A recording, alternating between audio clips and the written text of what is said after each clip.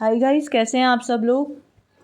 मैं तो बहुत ज़्यादा गुस्से में हूँ। जब से मैंने ये स्क्रीनशॉट देखा है ना, तब से मैं बहुत ही ज़्यादा गुस्से में हूँ। और मैंने छोड़ दिया था ये टॉपिक। मुझे लगा कि चलो छोड़ो, क्या बताएं। अब मेंटली रिटार्डेड लोगों से कितना ही कोई बात कर सकता है, कितना ही कोई समझा सकता है। इनको क्या समझ में आएगी। जो एडिक्ट होते हैं ना, जो एडिक्ट होते हैं, चाहे वो शराब के एडिक्ट हो, चाहे वो सिगरेट के एडिक्ट हो, चाहे वो किसी भी चीज़ के एडिक्ट हो, जो भी चीज़ का एडिक्शन होता है ना किसी को, उनको साथ कितना भी समझा लो, उनको कितना भी समझा लो या कितना भी माथा फोड़ लो, वो हमेशा यही चीज़ को डिफेंड करने में लगे रहेंगे। जो गांजा पीते हैं ना, गांजा, उनको कभी आप पूछो कि आप गांजा क्यों पीते हो, तो वो क्या रिप्लाई देते हैं मालूम है। ये रिप्लाई देते हैं कि हम तो शिव भक्त हैं, हम तो पियेंगे। हम तो भाई शिव भगवान की पूजा अर्चना करते हैं, हम तो शिव भगवान में बिलीव करते हैं। अरे शिव भगवान ने तो विष भी पिया था, तुम भी पी लो, तुम भी पी लो विष को। ऐसे ना भरे पड़े हैं, मतलब नमूने जो है ना हमारे देश में भरे पड़े हैं। किसी भी चीज़ को किसी के साथ भी कनेक्ट कर देते हैं और पीछे का लॉजिक ज़रा भी समझते नहीं है। ऐसे ही हैं हमारे क्रंचर्स। और क्रंचर्स में से कुछ गिन चुन के दो ऐसे नमूने हैं ना, 2 या 3। एक तो सेलर है और एक तो क्रंचर है और एक और नमूनी कोई है जो ये चीज़ को इतना ग्लोरीफाई कर रहे हैं, इतना ग्लोरीफाई कर रहे हैं। उनके पास भैया कुछ भी टैलेंट नहीं है। डांस करते हैं तो डांस भी ऐसा लगता है जैसे कि बंदर नाच रहा हो, ऐसा ही लगता है एकदम। और इनके पास इतना भी दिमाग नहीं है। इतना चैनल इनका टर्मिनेट हो गया, लेकिन फिर भी ना ना ना ना ना, ये तो खाएंगे भाई पत्थर। क्योंकि इनको यही आता है, बचपन से यही सीखा है। ना इनका पढ़ाई में कभी मन लगा, ना इनका कोई चीज़ में मन लगा। ये कहते हैं कि हमने तो बहुत सारे कंटेंट ट्राई किए थे, लेकिन मुझे सक्सेस तो भाई पत्थर खाने में ही मिला, तो मैं तो पत्थर खाऊंगी, ये कहना है। और बहुत सारे हथकंडे भी अपनाए थे मैडम जी ने, बहुत सारे हथकंडे। बहुत नाटक किया था, इतना सारा टीवी सीरियल पूरा चल रहा था, मज़ा ही आ गया था देख के। और जब जाके मतलब आंखें खुली लोगों की, तब समझ में आया कि है क्या, रियलिटी में है क्या। देखो गाइस, मैं आप लोगों को ये नहीं कह रही कि आप नीडी लोगों की हेल्प मत करो, जो बंदा प्रॉब्लम है उसकी हेल्प मत करो। लेकिन हेल्प सिर्फ उसकी करो जो हेल्प लेने लायक हो, समझे, जो जेन्युइन हो, उसकी हेल्प करो जाके। आप किसी की बातों में मत आओ। मैं कुछ दिनों पहले बातों में आ गई थी, मैं भी अपने लोगों से लड़ रही थी कि आप लोग क्यों एक ही को टारगेट करते हो, ये करते हो, वो करते हो।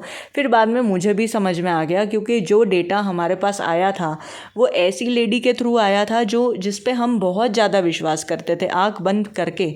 लेकिन उस लेडी ने भी क्या किया, फिर से वो अपना जो है, वो लेडी का मैं नाम नहीं लूँगी, लेकिन आप सब लोग समझ गए होंगे कि मैं किसकी बात कर रही हूँ। वो लेडी को ना, आप उसका नाम समझो, नाम सुनोगे ना, उस नाम को देख के आपको कभी नहीं लगेगा कि ये क्रंच कर रही होगी या ये पर्सनल लाइफ में भी क्रंच करती होगी। लेकिन आज वो क्या कर रही है, क्रंच कर रही है यूट्यूब पे आके, और अपने चैनल का नाम बदल दिया है, भगवान से रिलेटेड कोई अपना चैनल का नाम डाल दिया। मतलब शेम ऑन दिस लेडीज़ यार, व्हाट ऑन अर्थ। मतलब मैं कुछ समझ ही नहीं सकती कि इन लोगों की साइकी क्या है यार, साइकी क्या है, क्या सोच है, क्या दिमाग है, मतलब क्या दिमाग लेके पैदा हुए हैं।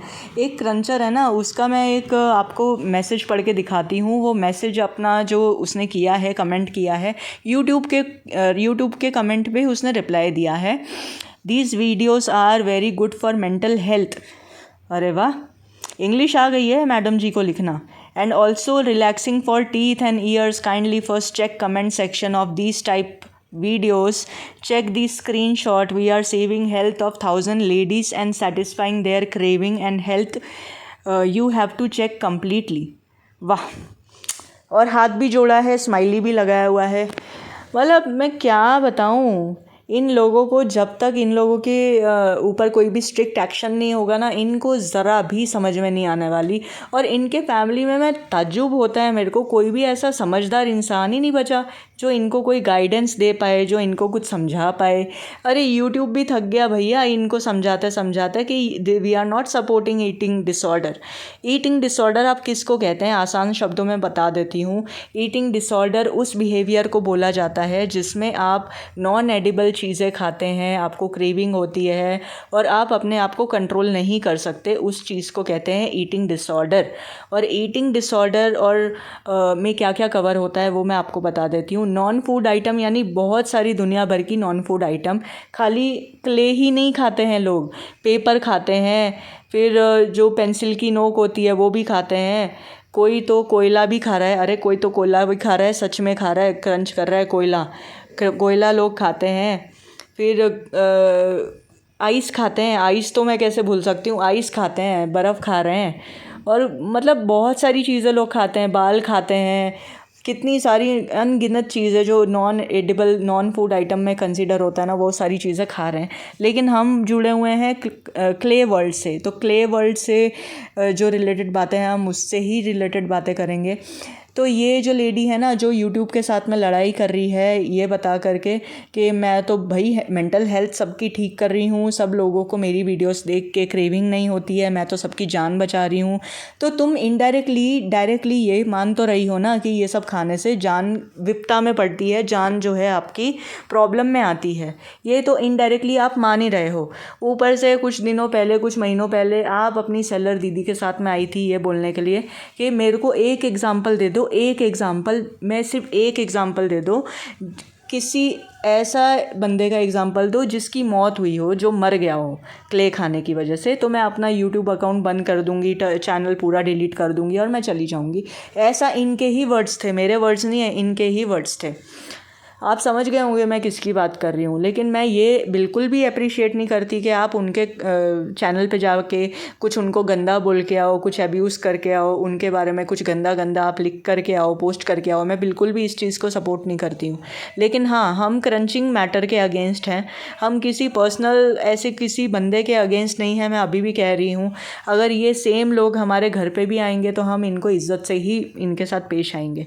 लेकिन हम जो हैं क्रंचर्स और जो सेलर्स ये गंदे चीज़ों को प्रमोट कर रहे हैं ना, हम सिर्फ ये कंटेंट के ख़िलाफ़ हैं, ये मैं क्लियर कर दूं यहाँ पे। तो चलिए मैं आ जाती हूँ अपनी वीडियोस में। जो कमेंट्स जो मुझे कम्युनिटी पोस्ट पे जो कमेंट्स आए हैं वो मैं थोड़ा पढ़ लेती हूँ यहाँ पे। सिंपल इंग्लिश लर्निंग करके जो है यूज़र, उन्होंने लिखा है उनको हुआ था hormonal imbalance, irregular periods, because of that I got PCOD symptoms, low haemoglobin, और आई यूज़ टू हैव ब्लोटिंग यानी कि जो पेट आपका अकड़ा रहता है, गैस भर जाती है, उसको कहते हैं ब्लोटिंग।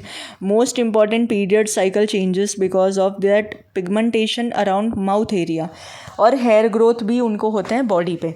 तो ये सारे के सारे जो लक्षण उन्होंने बताए हैं वो क्ले से वो रिलेट कर रही हैं, और कहीं ना कहीं ये क्ले से रिलेटेड है भी, क्योंकि आपकी जो डाइट होती है ना वो बहुत ही ज़्यादा मेजर रोल प्ले करती है कि आपके बॉडी में क्या क्या, अगर आपको कुछ ऐसे प्रॉब्लम्स अराइज हो रही है, आपकी हेल्थ इशू कुछ चल रही है, तो डॉक्टर आपको सबसे पहले यही पूछेगा कि आप खाते क्या हो, आप ऐसा तो क्या खा रहे हो कि आपको ये सब प्रॉब्लम हो रही है। सबसे पहला क्वेश्चन उस डॉक्टर का यही होगा। और बहुत सारे लोग ऐसे हैं जो खुल के नहीं बता पाएंगे कि मैं स्लेट पेंसिल खाता हूँ या मैं पत्थर खाती हूँ, ऐसा कोई नहीं बता पाएगा। लेकिन जो PCOD इन्होंने बोला है, PCOD और इरेगुलर पीरियड्स ये और हार्मोनल इम्बैलेंस, ये इन चीज़ों की वजह से होता है कि आपकी डाइट कैसी है। अब ये सारी चीज़ें तो फास्ट फूड खाने से भी होती है, लेकिन जबकि मैंने उनको ये पूछा कि क्ले खाने से आपको क्या क्या हुआ, तो इन्होंने ये अपने सारे सिम्टम्स मुझे बताएं कि ये सारी प्रॉब्लम्स उनको हुई है। तो वो खुद ही प्रूव कर रही हैं कि क्ले खाने से उनको इतनी सारी प्रॉब्लम्स हुई हैं, और ये सारी चीज़ें जो है आपस में इंटरलिंक्ड होती है, क्योंकि आपका डाइट जैसा होता है ना वैसी ही आपकी बॉडी होती है। क्ले खाने से आपको लो हीमोग्लोबिन होगा ही होगा, डेफिनेटली होगा, इसमें कोई दो राहें नहीं है। आपका जो खून है ना वो पूरा सूख जाता है, और जब आपकी बॉडी में खून की कमी होती है ना तब आपको ये सारी चीज़ें, नॉन एडिबल चीज़ें खाने की क्रेविंग होती है। तो वैसा वर्सा होता है, दोनों चीज़ें आपस में इंटरलिंक्ड है। और ये जो हेयर ग्रोथ कह रही हैं, माउथ एरिया में पिगमेंटेशन हो गया, ये सारा हार्मोनल इम्बैलेंस का ही रिज़ल्ट है। हार्मोन इम्बैलेंस उसी से होता है, जो चीज़ आप खा रहे हैं इस वजह से हार्मोन इम्बैलेंस होता है। विजय लक्ष्मी साहू करके जो हैं वो कह रही हैं, मैं दिल से धन्यवाद देना चाहूँगी आप सभी क्रंच अवेयरनेस वाली मैम को, चाहे वो दीपिका जी हो या पैम मैम हो। उनका नाम मुझे नहीं पता, अच्छा एक और मैम है उनका नाम नहीं पता उनको, बट आप सबके वीडियोस ही मुझे सुधार दिए, मुझे राइट डिसीजन लेने में हेल्प किया। Thank you so much. तो थैंक यू सो मच आपको भी विजय लक्ष्मी जी, जो आपने इतना टाइम निकाल के हमें अप्रिशिएट किया। हमें बहुत अच्छा लगता है अगर हमको कोई अप्रिशिएट करता है तो निकिता आरजे करके जो हैं वो लिखती हैं कि उनको क्ले खाने से क्या हुआ, stomach pain, irregular menstrual cycle, hair fall, hyper pigmentation, constipation, dryness in throat after eating, dehydration, teeth became yellow. तो ये सारी की सारी चीज़ें वापस से अगेन वही रिपीट हो रही हैं।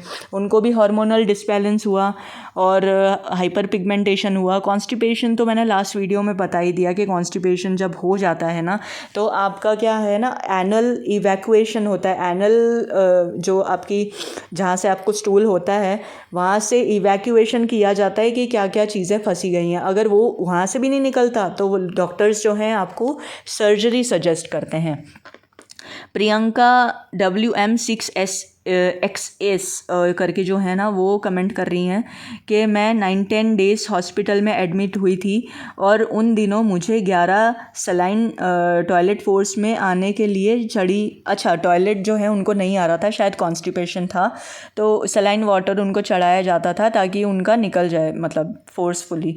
और ना जाने कितने ही इंजेक्शन दर्द कम होने के लिए दे रहे, जैसे इंजेक्शन का असर ख़त्म होता था मेरा दर्द बढ़ जाता था, लेकिन डॉक्टर्स बोलते थे कि ज़्यादा इंजेक्शन नहीं दे सकते, बहुत भयंकर दर्द होता है यार। मेरे मॉम डैड मेरे वजह से बहुत परेशान रहने लगे, मतलब मुझे इतने दर्द में देख ही नहीं पा रहे थे। वो भी तो अच्छा था। मेरे डैड जो हैं गवर्नमेंट एम्प्लॉय हैं, फाइनेंशियल प्रॉब्लम नहीं हुई, लेकिन ये प्रॉब्लम वो ऐसी थी कि ज़िंदगी में ऐसा दर्द कभी नहीं कि ऐसा लगने लगा था। आज भी गर्मियों में पेट में साइड में दर्द होता ही है। तो देखिए इतना सारा उन्होंने लिख दिया कि उनको इतना सारा पेन हुआ, इतनी सारी तकलीफ़ उठानी पड़ी। आप जब बीमार होते हैं ना तब सिर्फ आप ही बीमार नहीं होते हैं, आपकी पूरी फैमिली बीमार हो जाती है, क्योंकि हमारे कल्चर में यही है कि आप एक दूसरे की हेल्प करते हैं। हमारे कल्चर में यही है कि अपने फैमिली मेम्बर्स के हमेशा साथ में रहना है। ये कोई वेस्टर्न कंट्री तो है नहीं कि आप खाली मियाँ बीवी हैं अकेले और आपके साथ कोई भी नहीं है, ऐसा तो है नहीं।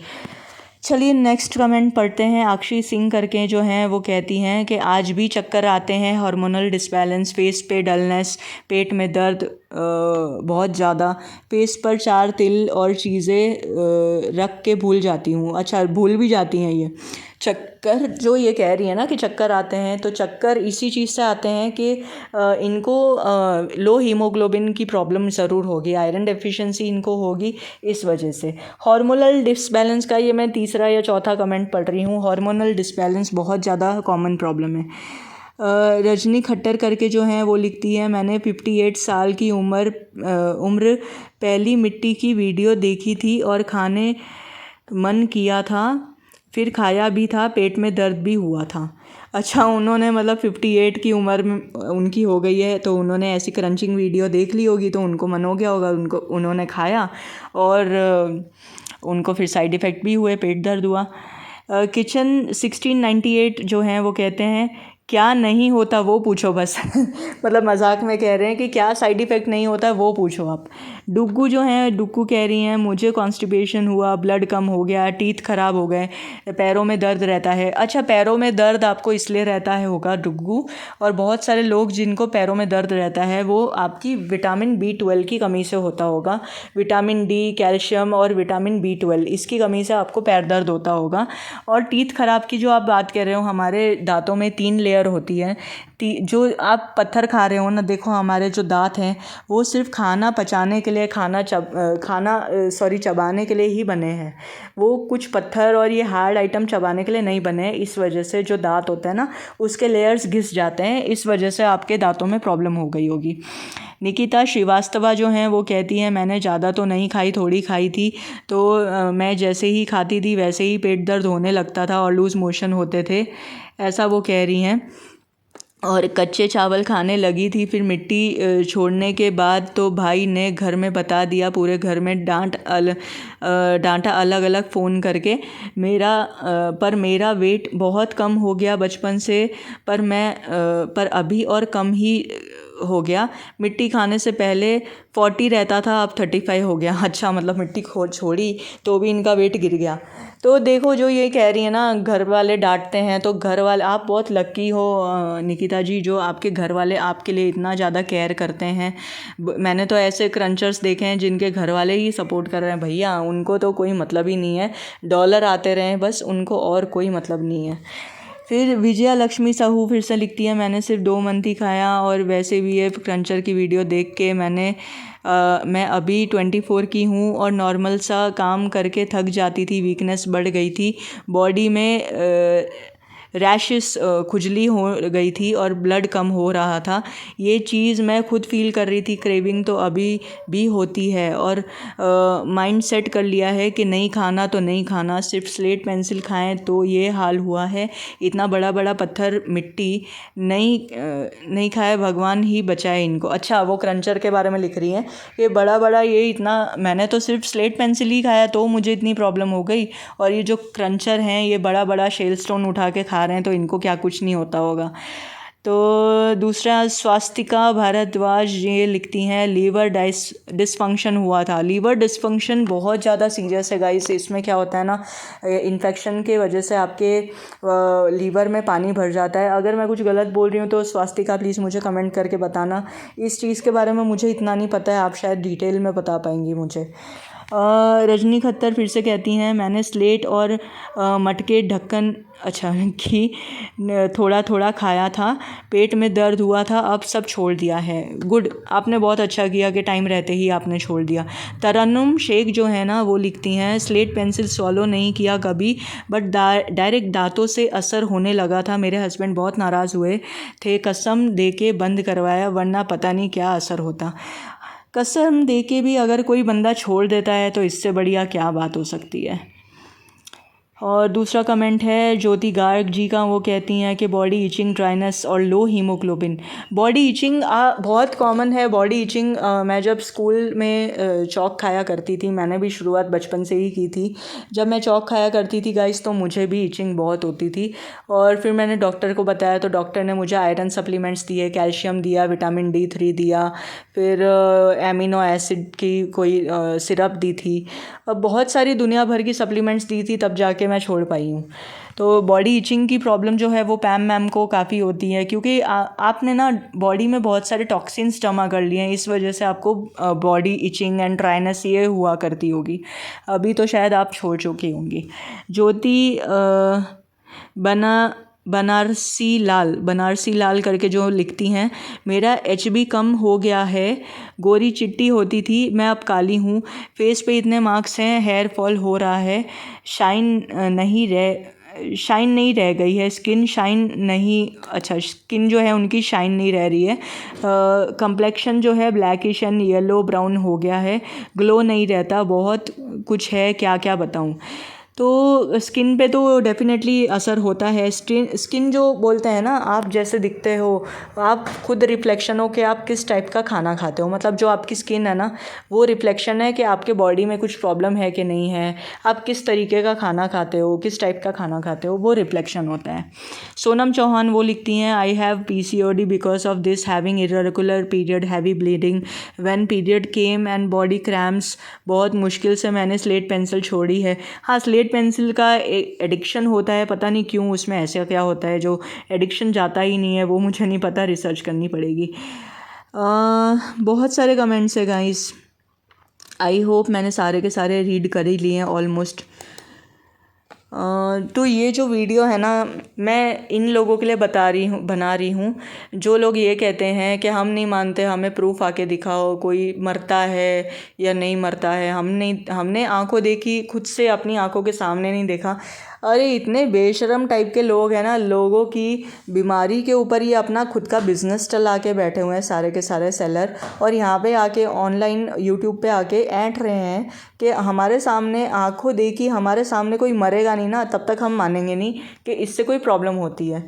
अरे तुम्हारे ऊपर जब इंक्वायरी होगी ना बेटा, सबका निकल जाएगा। तुम क्या क्या मानते हो क्या क्या नहीं मानते हो ना, सारा का सारा चिट्ठा खुल जाएगा आप लोगों का। अभी भी टाइम है, टाइम रहते सुधर जाओ, नहीं तो हमें भी सुधारना तुम लोगों को आता ही है। और भी अगर कोई ऐसा है जिसने अपना एक्सपीरियंस नहीं बताया तो वो इस वीडियो में अपने एक्सपीरियंस को बयां कर सकते हैं। मैं नेक्स्ट वीडियो में ये कमेंट कवर करूँगी।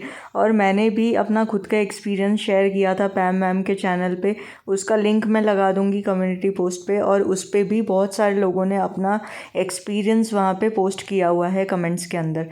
तो नेक्स्ट वीडियो में मैं वो भी कवर करूँगी। तब तक के लिए बाय गाइस, टेक केयर, अच्छा खाओ अच्छा पियो, और मिट्टी पत्थर खा रहे हो तो प्लीज़ उसे छोड़ दो। Thank you so much.